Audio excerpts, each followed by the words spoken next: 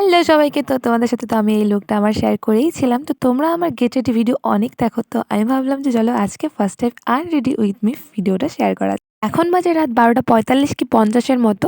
বরকনেকে বিয়েতে বসিয়ে দিয়েছে। আমি বাড়ি আসতাম না এখনই, কিন্তু একটা রিজনের জন্য আমি বাড়ি এসেছি। মানে কালকে আছে আমার রিসেপশন, তো সেখানে পার্টি মেকআপও আছে ৫-৬ জন। তো আমাকে তাড়াতাড়ি যেতে বলেছে। আর আজকে যদি আমি লেট করি, মানে বিয়ে যদি আমি দেখে আসি, তাহলে আমার রাত পেরিয়ে যাবে। তো এই জন্য মা আমাকে তাড়াতাড়ি নিয়ে চলে এসছে, কারণ ঘুম ক্ষতি হয়ে যাবে। তো ওদেরকে বিয়েতে বসিয়ে দিয়েছিল, আমি এই ফাঁকে চলে আর এখানে কথা বলতে বলতে আমার শাড়িটা কিন্তু চেঞ্জ করা হয়ে গেছে। শাড়িটা ছিল আমার অর্গেঞ্জা টাইপ, যার জন্য ওখানে আমার প্রচুর পিন লেগেছে। তো যাই হোক, সেটা আস্তে আস্তে আমি সেই সন্ধ্যাবেলা ফুলগুলো লাগিয়েছিলাম, আর ফুলগুলো কিন্তু এখনো ফ্রেশ আছে, একদম তাজা। তারপর আমি হেয়ারটাকে করে অনেকটাই শান্তি পাচ্ছিলাম।